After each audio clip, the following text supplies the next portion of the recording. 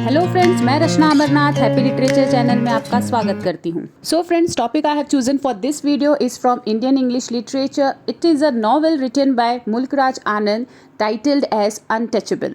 In this video we're going to look at summary. We'll discuss few facts about the author. Also we'll discuss theme of the novel, then what is the significance of the title Untouchable. In short, we'll do some important analysis of this novel. So let's start. First we'll see the introduction. So you can use this introduction in any essay type of question based on this topic. So Untouchable is a novel by Mulkraj Anand which was published in 1935. And Mulkraj Anand was an Indian English writer who is recognized for his depiction of the lives of the poorer caste in the traditional Indian society. Means he was known for exposing the life of the poorer caste people, low caste people in the traditional Indian society in his work. तो इनके work का जो main subject था वो क्या था? Poor people, जो लो cast के लोग थे वो थे, उनकी कंडीशन को ये अपने वर्क में हाईलाइट करते थे. वो जो प्रॉब्लम फेस करते हैं वो सारी चीज़ें ये इन्होंने अपने वर्क में लिखा है. He together with R.K. Narayan, Ahmad Ali and Raja Rao was one of the first India-based writers in English to gain an international readership. ये तीनों ही राइटर्स थे जो जिन्होंने इंग्लिश में बहुत सारे वर्क्स को अपना पब्लिश किया है, और ये पहले ऐसे लोग थे जिनके वर्क को, जिनके बुक्स को दूसरे देशों में, मतलब बाहर के देशों में भी पढ़ा जाता था. मुल्कराज आनंद अपने नॉवेल्स के लिए जाने जाते थे, शॉर्ट स्टोरीज के लिए जाने जाते थे, और उनके वर्क को एक स्पेशल स्टेटस भी दिया गया था, classics of modern Indian English literature. He became known for his protest novel untouchable. ये अनटचेबल से ज़्यादा फेमस हुए, और उसके साथ साथ दो और नॉवेल थे, coolie and Two Leaves and a Bird. So if we'll talk about Untouchable, so Untouchable revolves around the argument for eradicating the caste system. Eradicating means निकालना, हटाना. It depicts a day in the life of बाखा.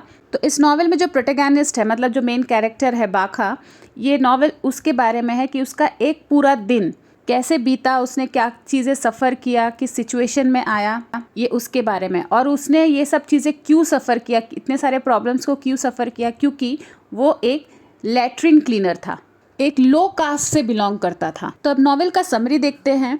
तो novel के शुरुआत में ये दिखाते हैं कि जो बाखा है वो अपने फादर के फोर्स करने पर लैट्रिन क्लीनिंग करने के लिए जाता है. बाखा के फादर का नाम है लाखा. फिर सफाई का काम करते करते बाखा एक फेमस स्ट्रीट हॉकी प्लेयर चरत सिंह के एरिया में पहुंचता है. चरत सिंह बाखा को देखता है, उससे मिलता है, उसे इनवाइट करता है कि तुम अपना काम खत्म करके आज आना मेरे पास, मैं तुम्हें एक गिफ्ट के तौर पे हॉकी स्टिक दूंगा.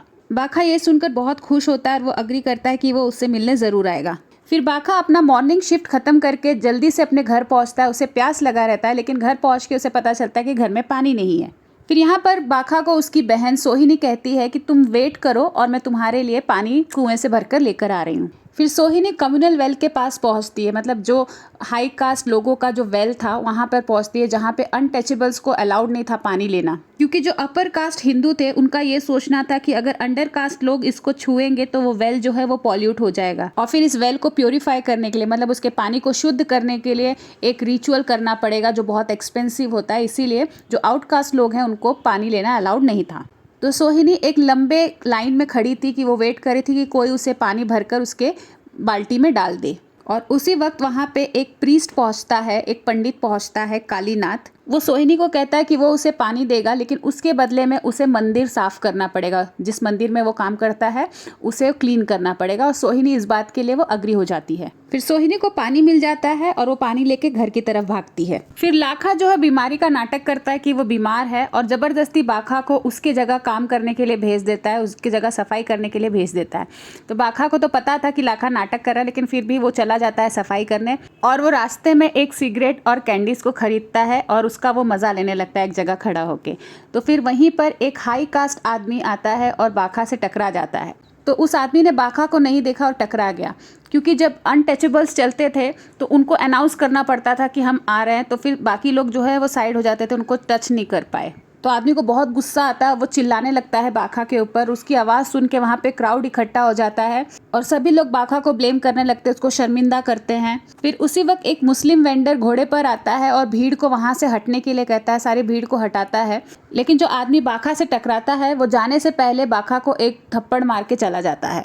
इस इंसिडेंट से बाखा बहुत शॉक्ड रहता है, बहुत ज़्यादा हर्ट होता है। वो रोते रोते फिर टेंपल पे पहुंचता है जहाँ पे उसके फादर को सफाई करनी होती है, तो वहाँ पर वो पहुंचता है। तो वहाँ पहुँचने के बाद उसे उसकी बहन सोहिनी की और कालीनाथ पंडित की आवाज़ सुनाई देती है।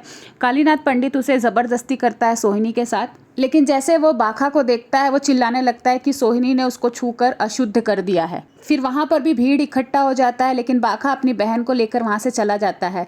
फिर रोते रोते सोहिनी बाखा को बोलती है कि पंडित जो है उसके साथ ज़बरदस्ती कर रहा था। फिर बाखा को बहुत गुस्सा आता है, वो वापस जाके पंडित को मारना चाहता था, लेकिन सोहिनी उसकी जो बहन है उसको रोक देती है। फिर बाखा उसको भी संभालता है, बोलता है कि ठीक है तुम घर जाओ, बाकी का जो दिन का तुम्हारा जो काम है वो मैं करूँगा। फिर बाकी दोपहर भर वो ऐसे ही घूमता रहा, खाने के लिए पूछता रहा लोगों से कि उसे कोई खाना दे दे, पर कहीं से उसे कुछ नहीं मिलता है।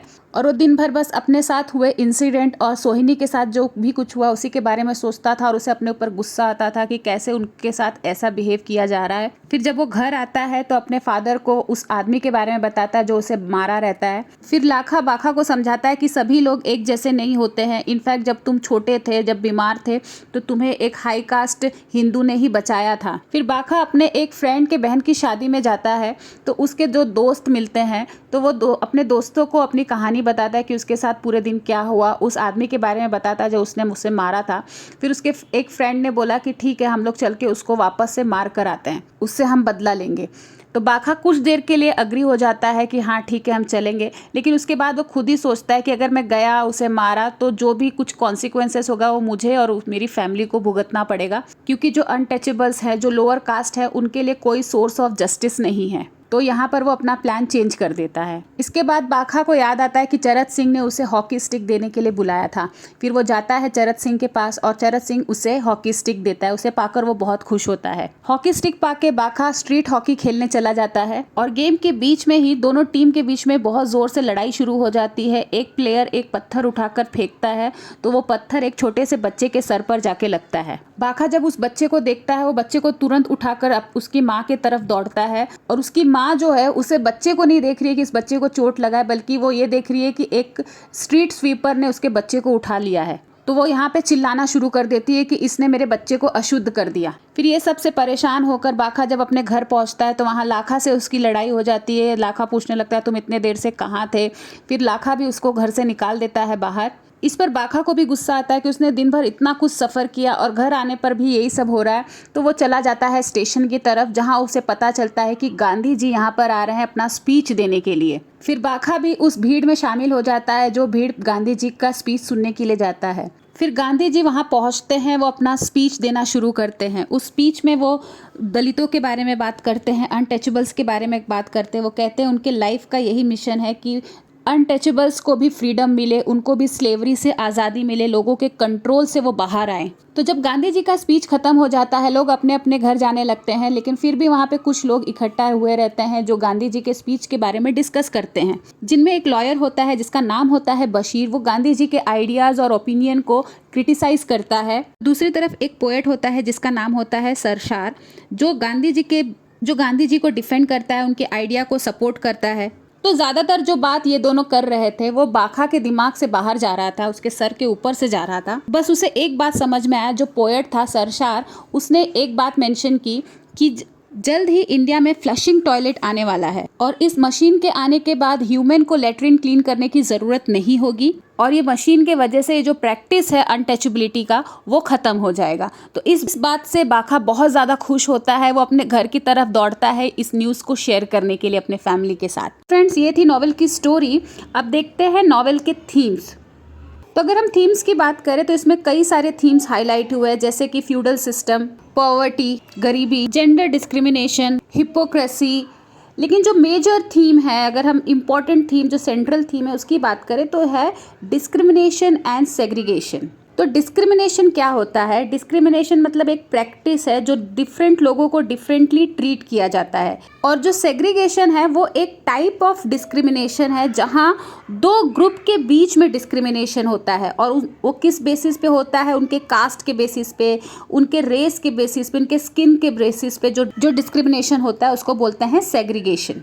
तो सेग्रीगेशन जो है वो इम्पॉर्टेंट थीम है इस नॉवेल का, which highlights the practice of untouchability. So Mulk Raj Anand is touched with pity at the unfortunate plight of the untouchables. Untouchables की हालत को देख के मुल्क राज आनंद को बहुत दुख हुआ था कि कैसे अनटचेबल्स सेग्रीगेट होते हैं, डिस्क्रिमिनेट होते हैं बाकी सोसाइटी से। उस कॉलोनी में और भी बहुत सारे आउटकास्ट लोग थे, जैसे कि वॉशरमैन, लेदर वर्कर्स, लेकिन जो स्कैवेंजर्स की हालत थी, मतलब जो लेटरिन साफ़ करने वालों की हालत थी, वो सबसे लो थी। मतलब वो लो कास्ट में भी लो कास्ट थे, आउटकास्ट में भी आउटकास्ट थे।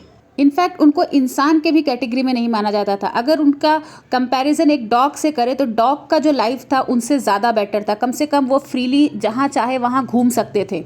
तो मुल्क राज आनंद का इस थीम को चूज़ करने का पीछे का रीज़न डेफिनेटली यही रहा होगा कि वो इस अनटचेबिलिटी के प्रैक्टिस को इरेडिकेट कर सके, उसको डिक्रीज कर सके। So we can say that it is a social novel which is based on the theme of evil of untouchability in India. The theme is regarding poor, dirty and backward condition of all those men, women and children who belong to the untouchable in India. Author describes one day life of a Bakha. Bakha is the protagonist, means the main character of the novel is Bakha, who has a work of keeping the public latrine of the town clean. So through Bakha's story, Anand tried to describe the sorrow, suffering and social inequality in the traditional Indian society. Now let's see the appropriateness of the title Untouchable. कि ये Untouchable जो title है वो इस novel को suit करता है या नहीं. So after reading this novel, one can say that yes, the Untouchable is the most appropriate title for this novel because it convey to the reader the pitiable condition of different types of